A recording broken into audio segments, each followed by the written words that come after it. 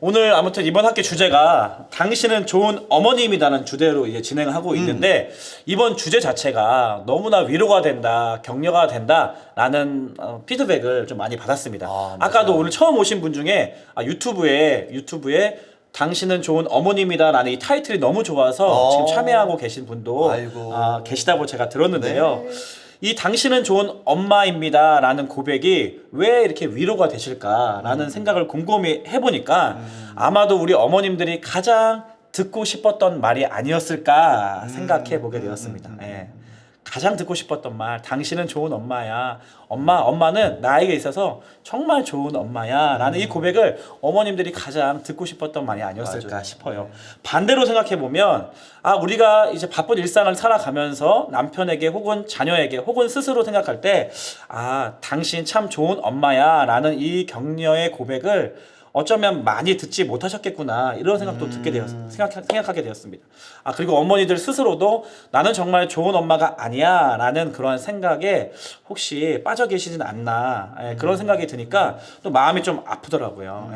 그럼 왜 나는 좋은 엄마가 아닐까 이런 생각을 하게 될까 라는 질문을 던져보니까 아마도 자녀의 문제가 다 나 때문이라고 생각하기 때문에 그러지 않을까 이런 생각이 들었습니다. 내가 자녀에게 이런 말 하지 않았어야 되는데 이런 말을 해버렸네. 잘 해줬어야 되는데 더 내 자녀에게는 더 못해주고 있네 라는 그러한 생각들이 계속 우리 어머님들 사이에 또 부모님들 사이에 계속 맴돌게 되는 거죠. 아까도 채팅해 보니까 참고 참다가 오늘 아침부터 우리 자녀에게 야! 라는 그러한 화를 냈다고 우리 댓글에 또 남겨주셨는데요. 태어날 때부터 몸무게가 작게 나온 게 나 때문인 것 같고 모유를 잘 먹지 않는 이유가 내가 모유 수유를 잘 못해서 그런 것 같고 밥을 잘 먹지 않는 이유가 어렸을 때 내가 이유식을 잘 챙겨주지 못해서 그런 것 같고 아픈 게 나 때문인 것 같고 또 키가 잘 안 크는 이유가 또 나 때문인 것 같고 공부를 못하게 되거나 아니면 좋은 대학에 못 들어가거나 또 자녀가 취업이라든가 결혼을 아직 안 하고 있는 이유가 왠지 모르게 나의 책임이라는 그러한 생각이 들기 때문에 아마도 사단은 계속해서 우리 어머님들에게 자책감 그리고 죄책감을 계속 심어주려고 하는 것 같아요. 왜냐하면 이 어머님이 스스로가 자책과 죄책감에 빠져 있으면 자녀 양육에 있어서 부정적인 영향을 끼치기 때문에 사단은 아무래도 우리 어머님들 주변에서 계속해서 이런 생각을 심어 넣어주려고 하는 것 같습니다. 그렇기 때문에 더더욱 이번 어머니 기도의 주제가 너무나 좋은 것 같아요. 너무나 영적인 터닝포인트와 같이 나는 좋은 엄마입니다 라는 고백을 계속해서 우리 어머니 기도회 때마다 또 생각날 때마다 스스로를 계속 축복해 주시고요. 서로에게 어머님들 만나면 당신은 좋은 어머님이다 라는 격려와 축복의 말들을 계속해서 고백해 주시면 좋을 것 같습니다. 우리 첫째 주부터 했던 손유희 다시 한번 복습해 봤으면 좋겠는데요. 당신은 좋은 어머니입니다. 한번 손유희로 함께 표현해 보도록 하겠습니다. 시작. 당신은 좋은 어머니입니다. 이번엔 스스로에게요. 나는 좋은 어머니입니다. 시작. 나는 좋은 어머니입니다. 아멘. 이 어머니 기도에 참여하고 계신 우리 모든 어머님들은요, 정말 좋은 어머니이신 줄로 믿습니다. 자, 오늘 그렇다면 도대체 좋은 엄마는 어떠한 엄마를 말하고 있는 걸까? 라는 한번 질문을 던져보고요. 이 질문에 대한 대답을 오늘 본문을 중심으로 한번 생각해 보려고 합니다. 자, 좋은 엄마의 특징. 첫 번째는요. 좋은 엄마는 건강한 자존감을 가진 엄마다. 좋은 엄마는 건강한 자존감을 가진 엄마다. 우리 어머님들 스스로가 나를 어떻게 인식하고 있는가는 굉장히 중요한 부분입니다. 왜냐하면 아이들은요, 이 부모라는 거울을 통해서 자신을 들여다본다는 사실을 기억해야 하기 때문에 그렇습니다. 부모의 자존감은 자녀의 자존감에 가장 큰 영향력을 끼치기 때문입니다. 부모 스스로가 행복해야지, 어머님 스스로가 행복해야지 행복한 아이로 키울 수가 있고요. 어머님이 자주 웃으셔야지 우리의 자녀들이 자주 웃게 된다는 사실입니다. 그러니까 엄마가 건강한 자존감을 가지고 있어야 이 자존감이 높은 아이로 우리 자녀들을 키울 수 있다는 사실이에요. 그렇다면 건강한 자존감을 세우기 위해 가장 중요한 것은 무엇일까? 바로 하나님의 약속을 붙잡는 것입니다. 하나님의 말씀을 의지하는 것입니다. 오늘 본문에 보면요, 하나님께서 아브라함에게 약속을 하셨어요. 너는 복이 될 것이고 너를 통해 온 민족에게 복을 흘려보낼 것이다. 이것이 아브라함의 자존감에, 정체성에 가장 크게 영향을 끼쳤던 하나님의 말씀이었고요. 아브라함은 이 말씀을 자기의 정체성, 자기의 자존감으로 삼아서 평생을 하나님의 말씀대로 복이 되고 복의 통로가 되는 인생을 살았다는 것입니다. 근데 더 중요한 것은요, 아브라함에게뿐만 아니라 그 복을 나에게도 주셨다는 거예요. 그 아브라함의 축복을 우리 어머님들에게도 주셨다는 것입니다. 이렇게 자신 있게 말씀드릴 수 있는 명확한 근거가 있습니다. 바로 갈라디아서 3장 7절부터 9절까지의 말씀인데요. 한번 그 자리에서 같이 한번 읽어봤으면 좋겠습니다. 시작. 그런즉 믿음으로 말미암은 자들은 아브라함의 자손인 줄 알지어다. 또 하나님이 이방을 믿음으로 말미암아 의로 정하실 것을 성경이 미리 알고 먼저 아브라함에게 복음을 전하되 모든 이방인이 너로 말미암아 복을 받으리라 하였느니라. 9절이요. 그러므로 믿음으로 말미암은 자는 믿음이 있는 아브라함과 함께 복을 받느니라. 아멘. 예수 그리스도를 믿는 자들은요, 아브라함에게 주셨던 그 복을 함께 주셨다는 거예요. 그것이 바로 저와 여러분들을 향한 예수 그리스도를 믿고 복을 받아 누리고 있는 우리를 향한 하나님의 계획이라는 겁니다. 그리고 그 복을 다른 사람에게, 특별히 우리의 자녀들에게, 또 다른 민족에게 흘려보내시기 원하시는 것이 아브라함뿐만 아니라 예수 그리스도를 믿는 저와 어머님들을 향한 하나님의 계획이라는 것입니다. 그래서 여러분, 어떻게 스스로를 인식하고 계십니까? 이 자리에 계신 모든 어머님들은요, 예수 그리스도를 믿음으로 말미암아 이미 그 아브라함의 복, 하나님의 축복을 받은 자들임을 반드시 기억하십시오. 그리고 어머님들을 통해서 자녀들에게 축복을 흘려보내는 통로로 지금까지 사용하셨고 앞으로도 그렇게 사용하실 것입니다. 그 말씀을 믿음으로 받아들이시기를 축복합니다. 아멘. 제가 한번 이렇게 건강한 자존감을 가진 당신, 이렇게 하면요, 각자의 자리에서 당신은 좋은 엄마입니다, 이렇게 손 위로 고백해 주셨으면 좋겠습니다. 자, 건강한 자존감을 가진 당신은 좋은 엄마입니다. 아멘. 아멘. 자, 그런가 하면요, 두 번째 좋은 엄마의 특징이 있습니다. 좋은 엄마는요, 자녀들과 건강한 거리두기를 잘 하는 엄마입니다. 건강한 거리두기.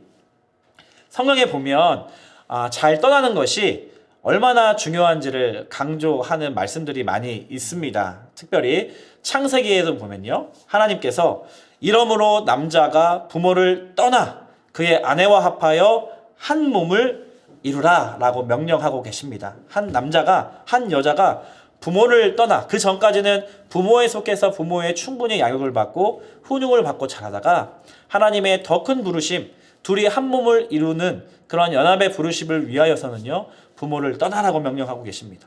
오늘 본문에서도 어떻게 아브라함이 하나님의 말씀대로 축복의 통로, 복의 근원이 되는 삶을 살 수 있었을까요? 오늘 본문 1절 말씀인데요. 여호와께서 아브라함에게 이르시되 너는 너의 고향과 친척과 아버지의 집을 떠나야지만 하나님께서 말씀하신 그곳을 향하여서 갈 수가 있는 것이죠. 심지어 예수님께서도 떠나셨습니다. 요한복음 16장에 보면 내가 떠나가는 것이 너희에게 유익이다. 내가 떠나가지 아니하면 보혜사가 너희에게 오시지 아니할 것이다 라고 말씀하시면서 우리 제자들에게 이 땅을 떠나실 것에 대해서 말씀하셨습니다. 그리고 십자가 사건이 가장 중요한 떠남의 사건이었죠. 하나님과의 그 친밀한 하나됨을 누리고 계신 예수님께서 십자가의 죽으심을 통하여서 아빠와의 관계를 떠나보냈던 그러한 사건이 바로 십자가 사건이라고 할 수가 있습니다. 이처럼 하나님의 언약의 성취 과정 중에는 떠남의 과정이 있습니다. 떠난다는 것이 너무 극단적인 행동처럼 여겨지기에 좀 건강한 거리두기라는 표현을 제가 가져와 본 거예요. 아브라함의 부모를 한번 살펴봤으면 좋겠는데요. 아브라함의 부모님 이야기가 성경에 잘 나와 있지는 않지만 생각해 볼 수 있는 부분이 있습니다. 아브라함의 이 아버지 데라가요, 205세에 죽음을 맞이했거든요. 근데 곰곰이 성경을 살펴보면 이 데라가 아브라함을 몇 세에 낳았는지 기록되어 있습니다. 70세에 낳았습니다. 그리고 아브라함이 이 하란을 부모를 떠날 때의 나이가 75세였다라고 성경은 기록하고 있기 때문에 그때 데라의 이 아브라함 아버지 부모님의 나이는 70 플러스 75세니까 145세였습니다. 그리고 아브라함을 떠나 보내고 나서 205세의 삶을 마감했기 때문에 약 60년을 더 살고 이제 삶을 마감했던 것이죠. 결론적으로 말해서 이 아브라함 부모님으로 대표하는 이 데라의 삶을 보면 70년은 자식 없이 살았고요. 그리고 75년은 아브라함과 같이 이 자식과 함께 살았습니다. 그리고 이 자녀를 완전히 자립시키고 나서 60년은 다시 자식 없이 살았다는 그러한 결론이 나오죠. 그러니까 자녀와 함께 보낸 시간보다 우리의 인생을 곰곰이 돌아보면 자녀와 함께 보내지 못한 인생의 길이가 더 길다라는 것을 알 수가 있습니다. 그러니까 자녀 양육이 원래 그런 것 같아요. 인생이라는 것이 결국은 잠깐 이 자녀를 키웠다가 다시 자녀를 떠나보내야 하는 그러한 인생을 우리 부모님들이 경험하게 될 거라는 것이죠. 그렇기 때문에 우리가 너무나 우리 자녀들에게 마치 평생 함께 할 것처럼 그리고 너무 집착하면서 자녀 양육을 하지 않아도 된다. 좀 자유해도 된다. 이런 말씀을 좀 드리고 싶습니다.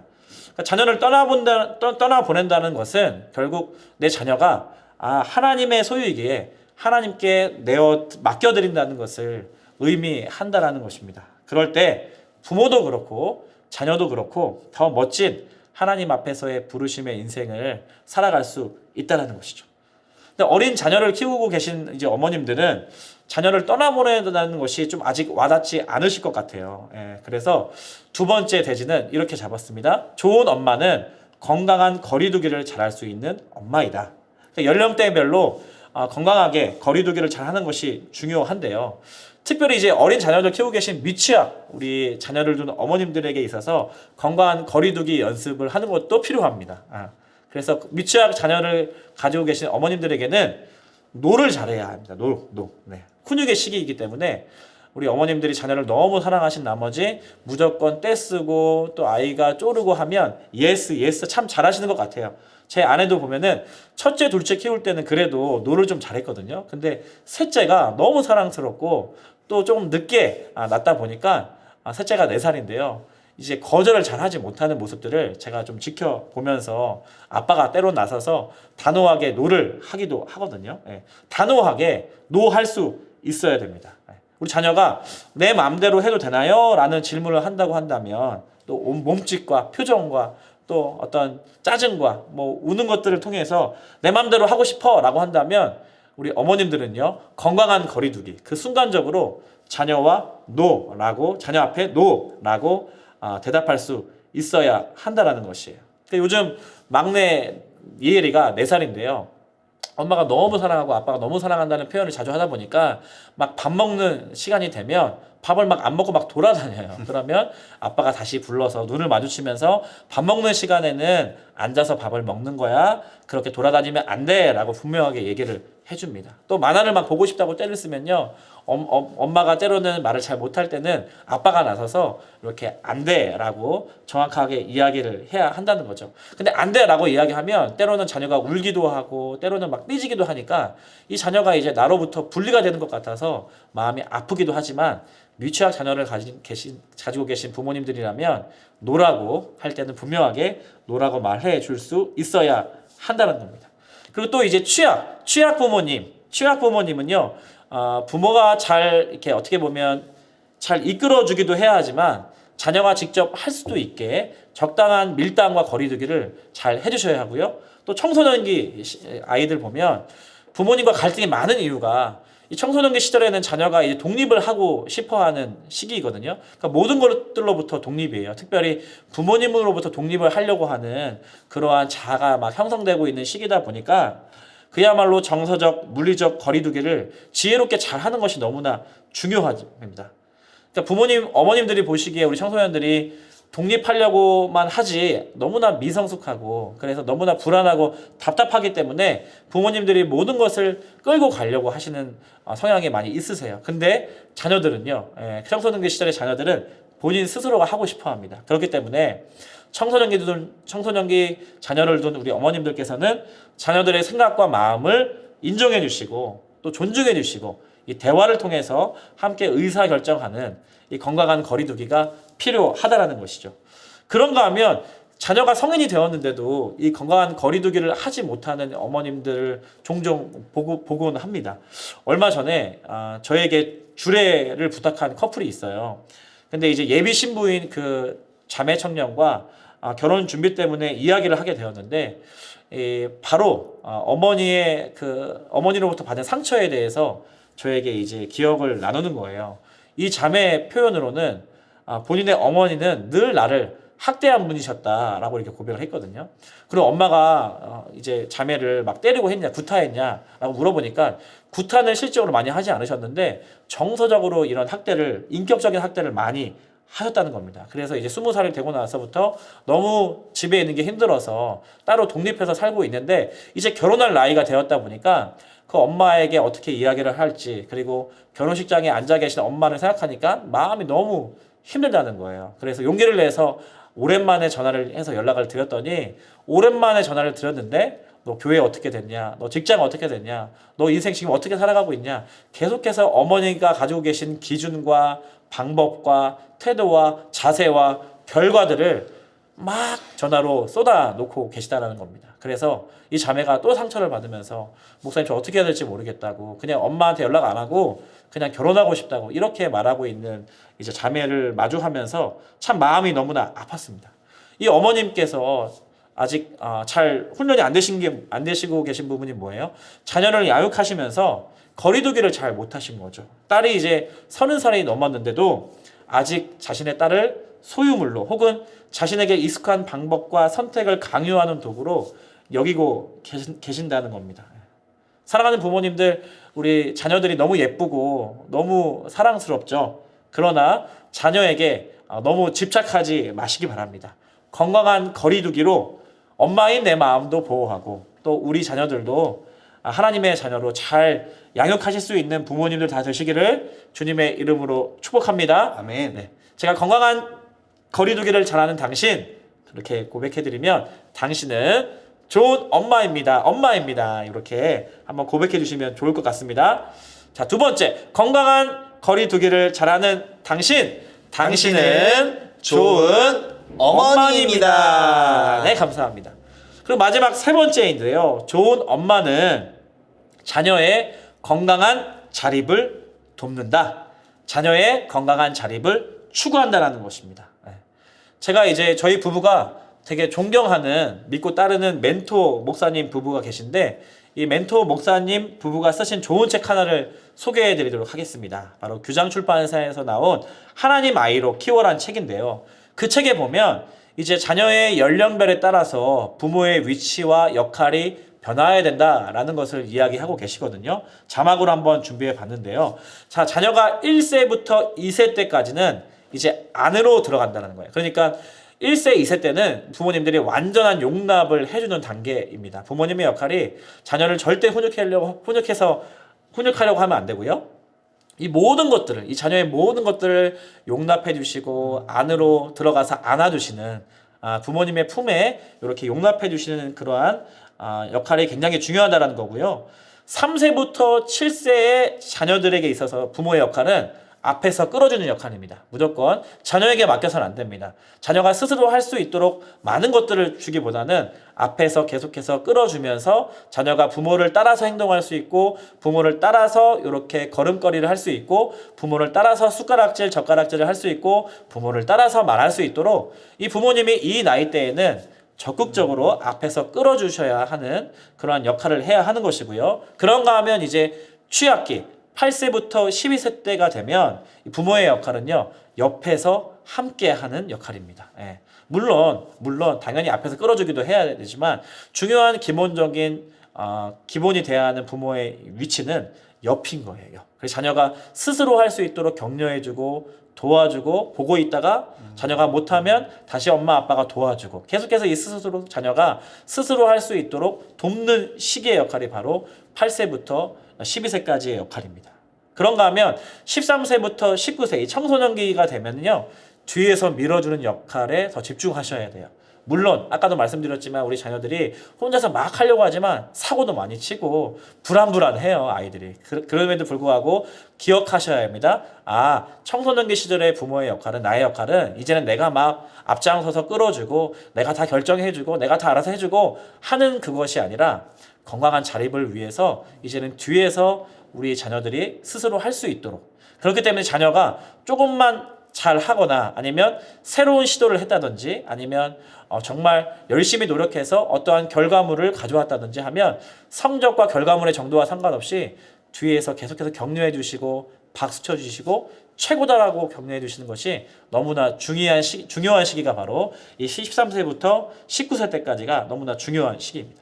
그런가 하면 이제 20살 이상이 되면 부모의 위치는요, 이제는 멀리 떨어져서 조금은 거리두기를 확실하게 한 상태로 자녀를 지지하고 기도해주고 축복해주는 역할을 하셔야 한다라는 것이에요. 그래서 이 책에 보면 연령대별로 이 부모님의 위치와 역할이 변화되어야 한다라는 것입니다. 부모님들이 자녀 양육에 있어서 아까 제가 말씀드린 이 연령대별 기준을 가지고 계시면 자녀를 양육하는 데 좋은 가이드가 될 줄 믿습니다. 근데 이렇게 부모님들이 자녀 연령에 따라서 변화해야 하는 이유가 무엇일까요? 결국은 이 자녀가 자립할 수 있도록 돕는 역할이 바로 부모의 역할이기 때문에 그렇습니다. 건강하게 이 자녀를 자립시키기 위해선 연령대별로 부모의 역할이 달라야 하는 것입니다. 그리고 부모의 역할이 변화해야 하는 궁극적인 목적도 결국은 이 자녀가 건강한 하나님의 사람이 될 수 있도록, 건강한 하나님의 사람으로 자립할 수 있도록 도와야 하기 때문에 그렇습니다. 그래서 처음에는 이 자녀들이 엄마와 아빠를 완전히 의존하고 있다가 점점 더 시간이 지날수록 점점 더 나이가 들수록 하나님을 의존하는 자녀로 자립시켜야 한다는 거예요.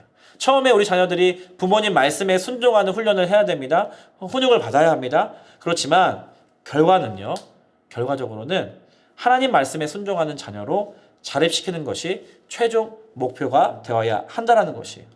성경에 잘 기록되고 있지 않지만 이 아브라함의 부모님들은 아마도 이 부분을 잘 하셨던 것 같아요. 아브라함을 보면 알 수 있거든요. 아브라함이요, 이 12장 4절에 보면 하나님 말씀대로 부모를 떠나게 됩니다. 자립하게 되는 거죠. 그때 부모의 역할은 멀리서 아브라함을 지지하는 역할이셨어요. 아마 아브라함의 부모님들이 성경에 많이 기록되어 있지 않은 걸로 봐서는 하나님의 말씀대로 이 자녀가 떠나갈 때 멀리서 지지하고 격려하고 축복해주는 역할을 잘 감당하셨던 것 같아요. 그렇게 이제 4절에 보면 아브라함이 부모를 떠나게 되는데 7절에 보면요, 부모를 떠나자마자 이 아브라함이 했던 것, 스스로 했던 첫 번째 사건이 뭐였냐면 하나님을 향해서 제단을 쌓아요. 부모가 없는데도 아브라함 스스로 제단을 쌓습니다. 그리고 나서 30km 떨어진 이 베델 동쪽 산으로 내려가는데 그곳에서 아브라함이 스스로 장막을 쳐요. 그리고 또 제단을 쌓습니다. 하나님을 향해서 제단을 쌓았고요. 또 스스로 여호와의 이름을 부르는 아브라함의 모습이 등장합니다. 이렇게 아브라함은 부모님을 떠나서 하나님 앞에서 부르심을 받고 순종하는 건강한 자립을 행한 하나님의 사람으로 쓰임을 받게 되었던 것이죠. 참 멋진 모습 아닙니까? 우리 어머님들이 기대하는 자녀의 최종 목표가 부모님 말씀에 순종하고 부모님께 사랑 많이 받는 그러한 자녀가 아니라 이 아브라함과 같이 신앙의 자립, 그리고 정서적인 자립, 또 건강하게 물질적, 경제적으로, 사회적으로 자립할 수 있는 그런 자녀의 모습을 꿈꾸면서 기도하면서 지금 내 눈앞에 있는 자녀들을 축복하고 격려하는 그러한 어머님들 다 되셨으면 좋겠습니다. 네. 그리고 여기 계신 모든 어머님들이 이처럼 하나님의 자녀로 자립시키는 것을 추구하는 그러한 좋은 어머님들 되시기를 주님의 이름으로 축복합니다. 아멘. 제가 자녀의 건강한 자립을 돕는 당신, 이렇게 고백하면 당신은 좋은 어머님이다라고 손 위로 다시 한번 고백해 주셨으면 좋겠습니다. 자녀의 건강한 자립을 추구하는 당신은 좋은 어머니입니다. 아멘. 말씀을 맺도록 하겠습니다. 하나님께서 우리 어머님들을요, 복으로 또 복을 자녀들에게 흘려보내시는 통로로 부르셨습니다. 그래서 이 타락하고 혼란스러운 때에 가정을 허락하신 것이고요. 우리 어머님들에게 자녀를 허락해 주신 줄 믿습니다. 그것이 하나님의 방법이에요. 우리 복으로 불러주신 어머님들을 통하여서 우리의 자녀들이 하나님의 축복을 흘려받고, 그리고 우리의 자녀들도 우리 어머님으로 말미암아 복을 받음으로 말미암아 또 다른 누군가에게, 또 다른 온 열방의 민족들에게 복을 흘려보내 주시는 것이 하나님께서 축복을 흘려보내시는 방법이고 계획입니다. 얼마나 감사한지 모르겠어요. 우리는 복을 받은 사람들입니다. 이 시대에 가정을 이룰 수 있는 것, 이 시대에 자녀를 키우고 양육할 수 있는 것, 이것만으로 얼마나 큰 축복이 되는지 모르겠어요. 우리 이 자리에 계신 우리 어머님들은요, 좋은 어머님들이 분명합니다. 좋은 엄마는 건강한 자존감을 가지고 살아가는 엄마입니다. 그리고 좋은 엄마는 건강한 거리두기를 잘하는 엄마입니다. 그리고 좋은 엄마는 자녀들의 건강한 자립을 추구하고 돕는 엄마입니다. 이 세 가지를 기억하면서 우리 좋은 엄마로서의 사명을 잘 감당하는 우리 어머니 되시기를 주님의 이름으로 축복합니다. 아멘.